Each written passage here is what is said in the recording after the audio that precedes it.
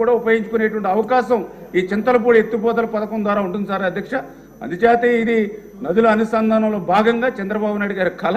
అందుచేత ఖచ్చితంగా ఈ చింతలపూడి ఎత్తిపోతల పథకాన్ని చంద్రబాబు నాయుడు గారు ఈ ఆర్థిక సంవత్సరంలో ప్రారంభించి మళ్ళీ ఆయన ఈ యొక్క చింతలపూడి ఎత్తిపోత పథకం ద్వారా ఆ యొక్క గోదావరి నీటిని ఈ యొక్క కృష్ణా ప్రాంతానికి అందిస్తాం అధ్యక్ష. Thank you. గౌరవ సభ్యులందరూ కూడా సహకరించాలి సార్. మనకి క్వశ్చన్ అవర్ 1 hour. ఇప్పుడు ఈ ఫస్ట్ క్వశ్చన్కి 20 minutes అయింది. 10 questions ఎట్లా కంప్లీట్ చేస్తాం? అంటే ఇంపార్టెంట్ క్వశ్చన్ ఇది కాదట్లేదు. ఇది వెస్ట్ గోదావరిలో నేను పనిచేశాను కాబట్టి నాకు తెలిసి మంచి ఇంపార్టెంట్ రిజర్వేయర్, అందుకే ఎక్కువ టైం వేసి వచ్చింది. సహకరించమని కోరుతున్నాను. ఓకే అండి. రెండో క్వశ్చన్ గౌరవ సభ్యులు రిక్వెస్ట్ మీద వాయిదా వేయడం జరిగింది. ఈ రెండోది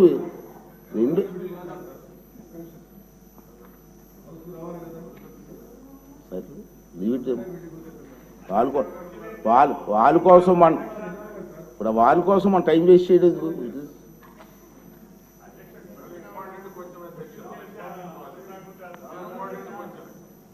రెండో క్వశ్చన్ గౌరవ సభ్యుల రిక్వెస్ట్ మీద వాయిదా వేస్తున్నానండి.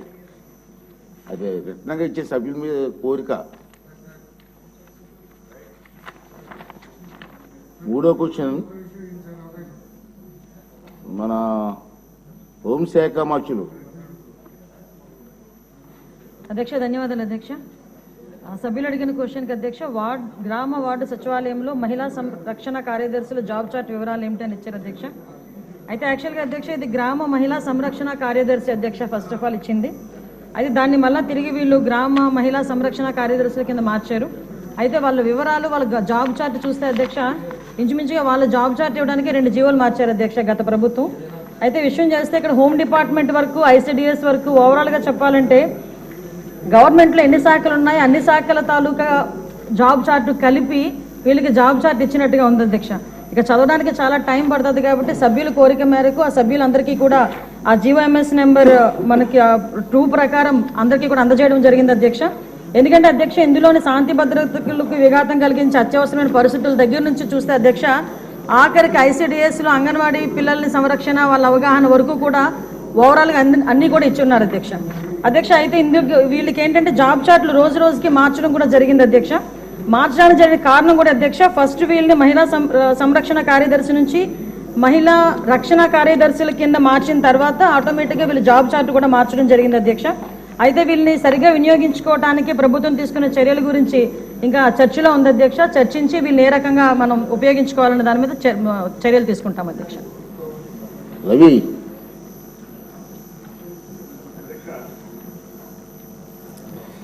గౌరవ మంత్రి గారు చెప్పినటువంటి ఆన్సర్ అయితే సభ్యుడిగా నేను క్వశ్చన్ చేశాను అధ్యక్ష, నాకైతే అందలేదు అధ్యక్ష. గవర్నమెంట్ నుంచి ఆన్సర్ అయితే నాకు అందలేదు అధ్యక్ష. ఇదొకటి.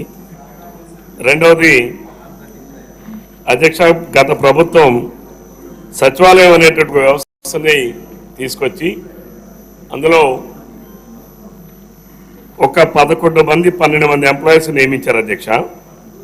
దాంట్లో ఇది ఒకటి మహిళా సంరక్షణ కార్యదర్శి అని చెప్పి మంత్రి గారు చెప్తున్నారు అధ్యక్ష. ఫస్ట్ ఇచ్చింది అది కాదు అధ్యక్ష. వాళ్ళు ఫస్ట్ నోటిఫై చేసింది ఆంధ్రప్రదేశ్ మహిళా పోలీస్ స్పెషల్ సర్వీసెస్. వాళ్ళని ఏం డిజిగ్నేట్ చేశారంటే మహిళా police and women and child welfare assistant ward women and weaker sections protection secretary బ్రాకెట్లో ఫీమేల్. ఇది ఫస్ట్ నోటిఫికేషన్ అధ్యక్ష. రెండో నోటిఫికేషన్ అధ్యక్ష GOMS నెంబర్ 129/10/2019 డేటెడ్లో ఇచ్చారు అధ్యక్ష. అంటే ఇది ఫస్ట్ రిక్రూట్మెంట్ చేసేటప్పుడు ఇచ్చిన నోటిఫికేషన్ అధ్యక్ష. రెండవ నోటిఫికేషన్ GOMS నెంబర్ 129 ఇచ్చారు అధ్యక్ష. అందులో గ్రామ మహిళా సంరక్షణ కార్యదర్శి గ్రేడ్ 3 అని చెప్పి ఇచ్చారు అధ్యక్ష. వీళ్ళకి జాబ్ చార్ట్ చూస్తే అధ్యక్ష మన ఆంధ్రప్రదేశ్ రాష్ట్ర చీఫ్ సెక్రటరీ గారికి ఎంతైతే జాబ్ చార్ట్ ఉందో అంత జాబ్ చార్ట్ ఇచ్చారు అధ్యక్ష. వాళ్ళు 6 డిపార్ట్మెంట్లకు ఆన్సరింగ్ ఉంది అధ్యక్ష. బహుశా ఆంధ్రప్రదేశ్ రాష్ట్ర చరిత్రలో కానీ ఎక్కడైనా సరే ఒక డిపార్ట్మెంట్ హెడ్ ఉంటాడు అధ్యక్ష. ఆ హెడ్ నుంచి మా కింద వరకు కూడా ఒక లైన్ ఉంటుంది అధ్యక్ష.